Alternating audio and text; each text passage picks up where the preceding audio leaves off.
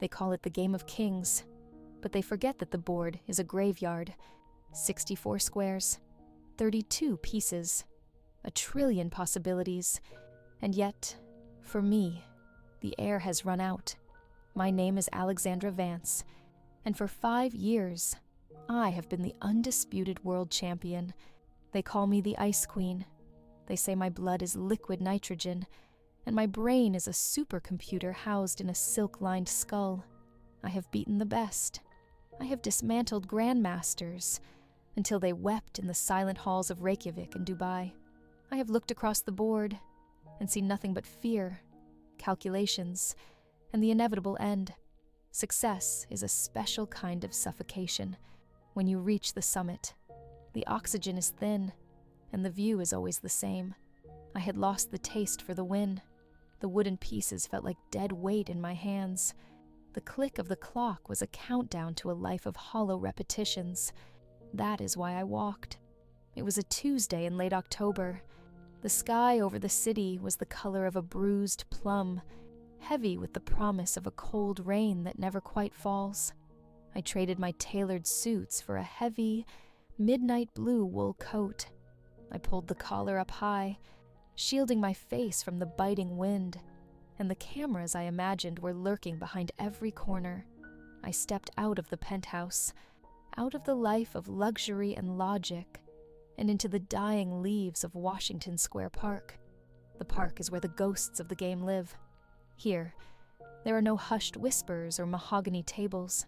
There is only the smell of roasted nuts, the aggressive chirp of sparrows, and the rhythmic slap of plastic on concrete. I saw her before I heard her. She was sitting at a corner table, tucked away under an ancient, skeletal oak tree. The table was made of stained concrete, the black and white squares chipped and fading like old memories. She looked like she belonged to the wind. Short, dark hair, the color of rich soil, tangled and wild. A vintage leather jacket that had seen better decades. A scarf the color of autumn fire, wrapped twice around her neck. She wasn't looking at her opponent. She was looking at the birds.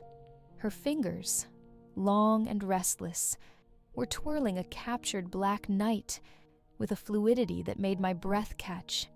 It wasn't the movement of a player. It was the movement of a magician.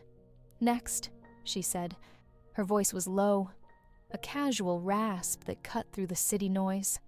A man in a tattered blazer stood up, grumbling, leaving a pile of crumpled $5 bills on the stone. He had been destroyed. I could see it in the way the pieces were scattered. It wasn't a tactical defeat. It was a psychological slaughter. I felt a ghost of a thrill, a spark I hadn't felt in years. I didn't think. I didn't calculate the risk of being recognized. I simply stepped forward and sat down. The concrete was freezing. The air between us tasted of ozone and damp earth. She finally shifted her gaze from the trees to me. Her eyes were extraordinary, honey brown with flecks of gold, like sunlight trapped in amber. They weren't cold like mine. They were burning with a quiet, dangerous curiosity. $5 a game, she said, leaning back. Her chair creaked. 10, if you want me to talk you through how I beat you. I don't need the lessons, I replied. My voice sounded foreign to my own ears. Stiff, formal, like a relic from another world. I reached into my pocket and placed a crisp $10 bill on the table. I didn't want the change. I wanted the challenge. She smirked. It was a sharp, knowing expression. She didn't recognize the face on the cover of every chess magazine for the last decade. To her, I was just another suit, looking for a thrill. White or black? She asked. Black, I said. I want to see what you do with the initiative. She didn't hesitate. Her hand flew to the king's pawn, E4, the classic opening, but she didn't place the piece. She slammed it. The sound echoed off the stone. It was a declaration of war. I responded instantly. C5, the Sicilian defense. My specialty, my fortress. For the next 10 minutes, The world outside the 64 squares ceased to exist. The sirens faded. The wind died down. There was only the heat of her movements. Most players move with a certain rigidity. They follow the lines they've memorized in dark rooms. But her, she moved like water. She moved like a storm. Her fingers would hover for a fraction of a second, dancing above the pieces. And then, snap. A strike. She sacrificed a bishop for a position that looked suicidal. Any grandmaster would have called it a blunder. But I saw the trap. It was deep. It was elegant. It was beautiful. I felt my heart hammering against my ribs. I was Alexandra Vance. I had calculated 30 moves ahead, against engines that could simulate the birth of stars. And yet, I was sweating. I looked up from the board and found her watching me, not the pieces. Me. She was watching the way my eyes moved, the way I bit my lip, the way my gloved fingers trembled as I reached for my rook. She wasn't playing the game. She was playing the player. "You're thinking too much," she whispered. The wind caught a strand of her dark hair, blowing it across her eyes. She didn't brush it away. "I'm calculating," I corrected. "Same thing," she shrugged. "You're looking for the right move." "There is no right move. There's only the move that makes me flinch. And so far, I'm bored." She pushed her queen into the heart of my defense. It was a reckless, arrogant move. It invited a counterattack that should have ended the game in 3 turns. My brain screamed at me to take the piece. It was the logical choice. It was the winning choice. But I looked at her hands. Her right hand was resting on the edge of the table, her fingers tapping a rhythmic beat. It wasn't a nervous habit. It was a lure. She wanted me to take the queen. She was inviting the end. I looked into those honey amber eyes, and for the first time in my life, I didn't want to win. I wanted to see where she was taking me. I wanted to stay in this chaos just a little bit longer. I made a suboptimal move, a defensive retreat. She stopped tapping.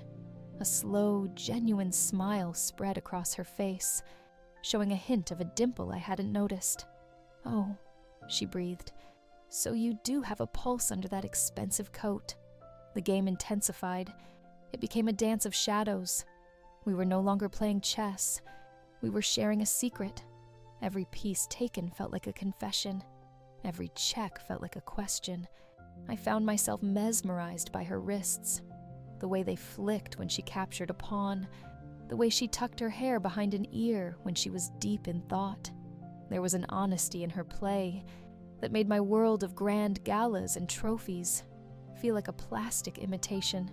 The end came suddenly.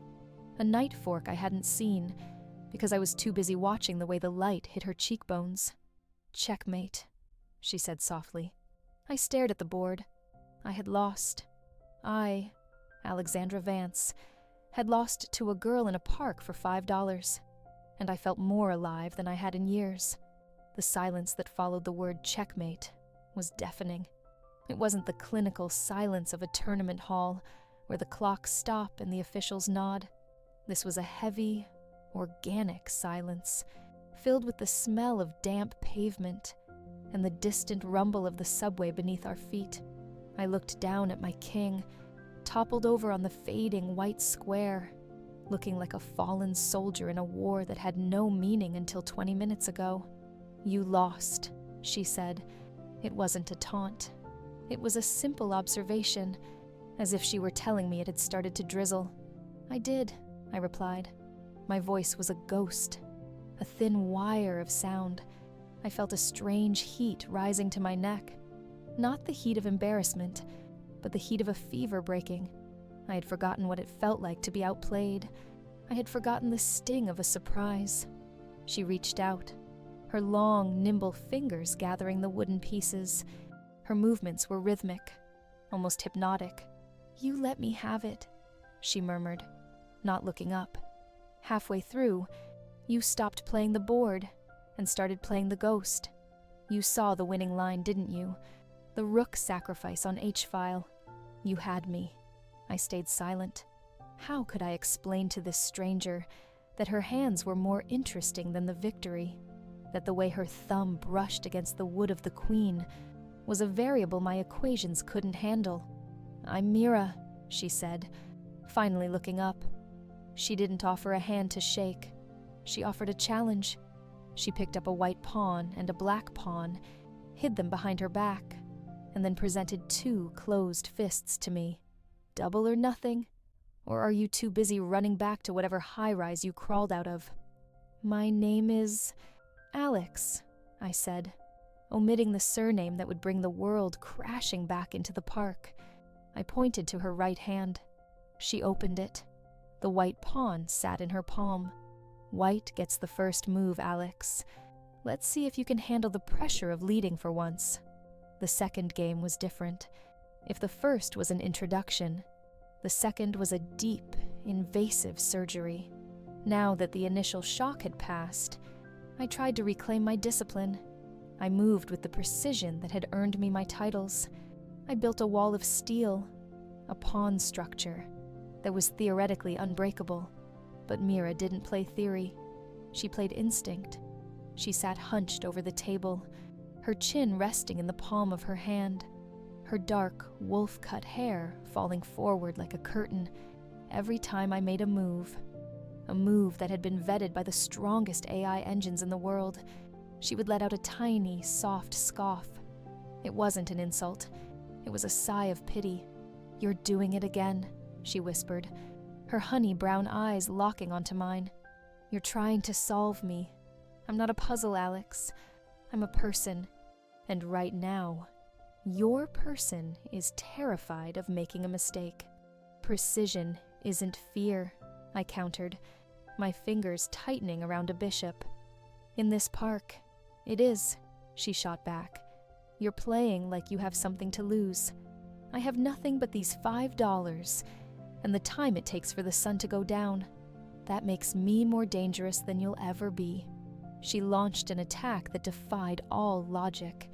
She pushed her knights into the corners, leaving her center wide open. It was a chaotic, disorganized mess, and yet, every time I moved to exploit a weakness, I realized it was a hall of mirrors. I was chasing shadows while she was slowly, methodically, encircling my heart. I watched her hands. I couldn't stop. They were stained slightly with ink, the nails short and practical. They moved with a devastating elegance. When she captured my knight, her fingers lingered on mine for a fraction of a second, a cold, electric touch through the leather of my gloves. I felt a jolt go through my spine, a sensation so sharp it blurred my vision. The wind picked up, swirling a cyclone of red and yellow leaves around our feet. The park was emptying.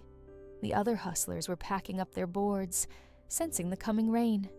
But we remained, 2 women anchored to a concrete slab, locked in a battle that was becoming increasingly intimate. "Why are you here, Alex?" Mira asked. She didn't look at the board this time. She leaned forward, her face so close I could smell the faint scent of cinnamon and old leather on her jacket. "You don't belong here. Your coat costs more than the car I don't own. You move like someone who's used to being looked at, but never touched." "I like the game," I said, my heart rate spiking. "Liar," she smiled. It was a beautiful, predatory smile. "You hate the game. Or at least, you hate what it turned you into. You came here looking for someone to break you. You came here looking for a fight you couldn't predict." She moved her rook, placing it in a position that forced a draw. By 3-fold repetition, she was offering me an out, a stalemate, a way to walk away with my dignity intact. I looked at the board. I looked at the draw. And then, I looked at her. "No," I said. I sacrificed my queen. The move was a madness. It was a scream in a library. It was the most beautiful thing I had ever done. I threw away the most powerful piece on the board just to keep the game alive, just to see the look of genuine, unfiltered shock on Mira's face. Her eyes widened. Her breath hitched. For the first time, she was the one who was off balance. She looked at the queen I had placed in her hand, and then she looked at me with a newfound intensity. The air between us was no longer just ozone. It was fire.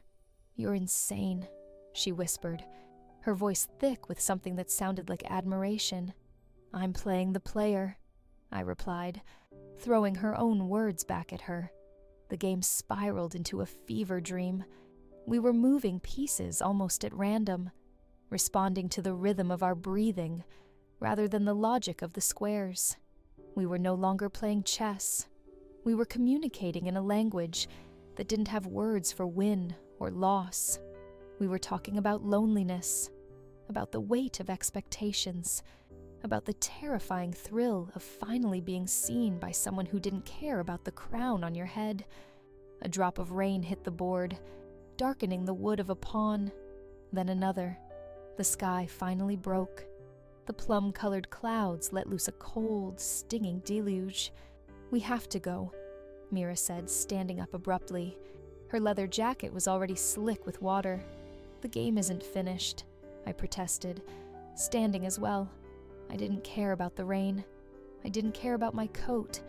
"It's a draw, Alex," she laughed, her hair sticking to her forehead in dark, jagged points. "The rain called it.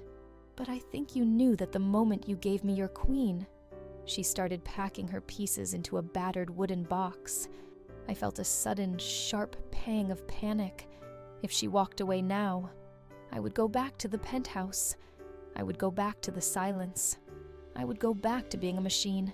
"Wait," I said, stepping around the table. She paused, the box half full. She looked at me, her amber eyes shimmering in the fading light.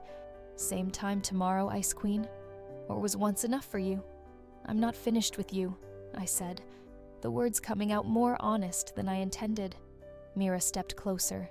The rain was pouring down now, washing away the city's grime, leaving only the two of us in the empty park. She reached out, and with a slow, deliberate motion, she tucked a wet strand of hair behind my ear. Her fingers were freezing, but her touch felt like a brand. "You're not finished with the game," she corrected softly. "There's a difference. Find me when you figure out what it is." She turned and walked into the gray veil of the rain, her yellow scarf a fading spark of color against the gloom. I stood there, drenched and shivering, holding a $5 bill in my hand that I had won back in the stalemate. I looked down at the bill. It was soaked, but it felt more valuable than any trophy I had ever held. I was Alexandra Vance, the world champion, and I had just met the only person who could make me lose my mind. The rain didn't stop for 3 days, and neither did the pounding in my skull. I sat in my glass-walled cage, 30 stories above the pavement, watching the droplets race down the window like frantic pawns. The mahogany chess set in my study, a gift from a grandmaster in Moscow, looked like a relic of a dead civilization. I couldn't touch it. Every time I looked at the board, I didn't see the Sicilian or the reedy. I saw the flicker of amber light in a stranger's eyes, and the ghost of a touch against my ear. I was unraveling. The Ice Queen was melting, and the water was freezing my gears. On the 4th day, the sun cracked through the gray like a breakthrough in a closed position. I didn't wait. I didn't call my agent.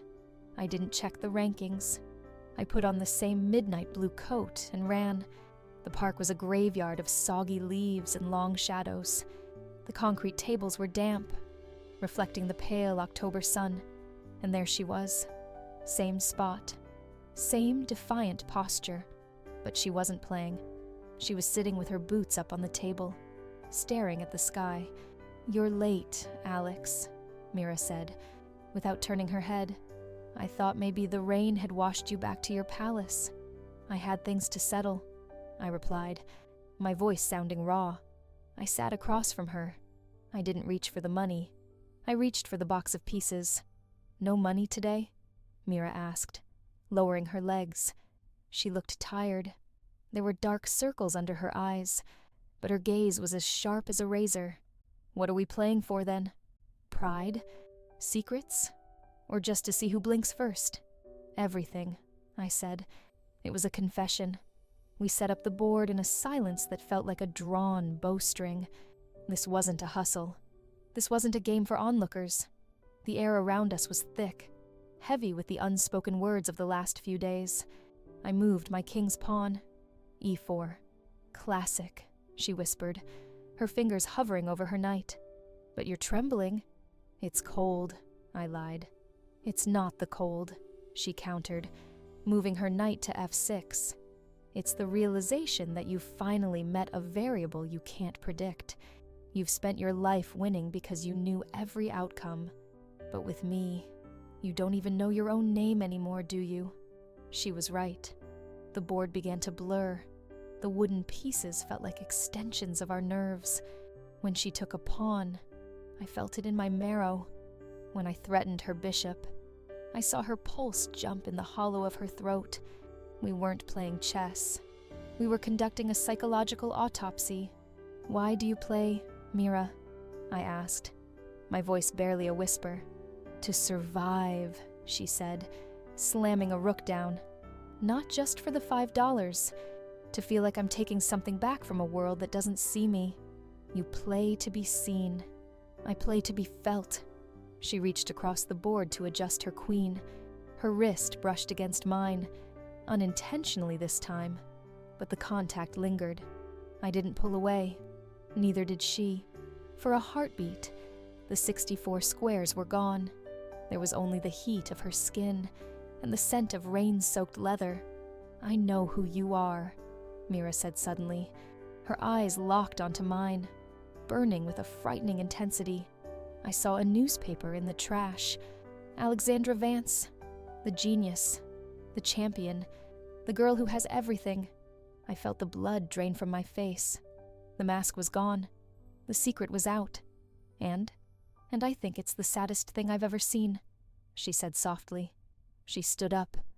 But she didn't walk away. She leaned over the table, her face inches from mine. All that power. And you're still a prisoner to a piece of wood. You're waiting for someone to tell you the game is over. You're waiting for someone to tell you that you're allowed to want something that isn't a trophy. The tension snapped. I stood up, the chair screeching against the concrete. What do you want from me, Mira? I want you to stop calculating, she growled. She reached out, her hand tangling in the collar of my expensive coat, and pulled me forward. It wasn't a gentle movement. It was a forced move, a gambit I didn't know how to decline. Before I could breathe, her lips were on mine. The world exploded in a riot of sensory overload. Her lips tasted of salt and the bitterness of cheap coffee. It was a kiss that felt like a checkmate. Final, devastating, and inevitable. It wasn't the vanilla romance of the novels. It was a collision of two lonely stars. I felt my hands find the lapels of her worn leather jacket, pulling her closer, trying to bridge the gap that the world had placed between us. The chess pieces rattled as our bodies pressed against the table. A knight fell to the ground, forgotten. She pulled back just an inch, her breath hot against my mouth. Was that in your calculations, Alexandra? No, I gasped, my heart hammering like a trapped bird. I missed that line. Good, she whispered, a dark, triumphant smile playing on her lips. Then for the first time in your life, you're actually playing the game. She let go of my collar, but her hand stayed on my cheek, her thumb tracing the line of my jaw with a terrifying tenderness. The park was empty. The sun was dipping below the skyline, casting long, jagged shadows across the board. The game was unfinished, the pieces scattered in disarray.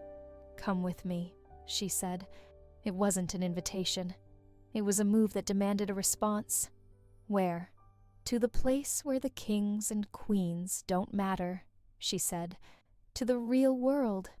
I looked back at the board, at the fallen knight, and then at the girl with the amber eyes, who had just dismantled my entire life in a single move. I didn't think about the rankings. I didn't think about the Ice Queen. Lead the way, I said. The apartment was a sanctuary of shadows and the smell of turpentine. It was a fifth-floor walk-up that groaned under the weight of the city, a space where the walls were peeling like old skin, and the floorboards hummed with the vibration of the street below. There were no glass walls here, no trophies, just a mattress on the floor, a stack of books, and a flickering heater that struggled against the October chill. Mira didn't turn on the lights. She didn't need to. The neon pulse of a nearby diner sign bled through the thin curtains, painting her in stripes of electric blue and bruised red. She stood by the window, her silhouette sharp against the glass, shedding her leather jacket like a snake losing its skin. "It's not a palace, Alex," she said, her voice dropping into that low, dangerous register. "But the rules don't reach this high." I stood by the door, my heart a frantic metronome.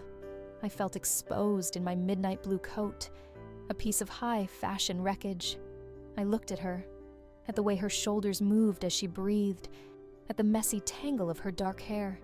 I realized then that I wasn't just playing a game anymore. I was the stake. "I don't want the rules," I said. My voice was steady for the first time in years. Mira turned. The neon light caught the gold in her eyes, making them look like molten metal. She walked toward me, each step deliberate, a predatory grace that made the air in the room feel heavy. She stopped just inches away. I could feel the heat radiating from her, a living warmth that made my calculations feel like ice. "Tell me," she whispered, her hand rising to rest on the high collar of my coat. "What happens when the Ice Queen finally lets the fire in? Does she evaporate? Or does she finally find out what she's made of?" I didn't answer with words. I reached out, my fingers trembling as I undid the heavy buttons of my coat. I let the expensive wool slide off my shoulders and pile onto the floor, a symbolic shedding of the armor I had worn since I was a child. I was standing there in a simple black silk shirt, my skin pale and humming with a terrifying anticipation. Mira's breath hitched. She reached out, her fingers brushing the silk over my heart. "Your heart is racing, Alex. It's the fastest move you've made all week." "Then match it," I challenged. She pulled me in. This time, the kiss wasn't a collision. It was an immersion. It was deep, slow, and devastatingly thorough. Her hands were everywhere, tangled in my hair, pressing into the small of my back. There was no board between us now, no 64 squares, just the friction of skin, the taste of salt, and the desperate, raw honesty of two people who had spent their lives hiding behind masks. As the sun began to bleed through the curtains, signaling the arrival of a new Tuesday, I lay there in the quiet. Mira was fast asleep, her head resting on my chest, her dark hair scattered across my skin, like ink on parchment. The world would be looking for its champion today. There would be headlines. There would be a crown waiting for me. I looked down at the girl in my arms, the one who had beaten me with a $5 stake. I reached out and interlaced my fingers with hers. I didn't think about the next move. I just closed my eyes and listened to her heart. The game wasn't over. It had only just begun.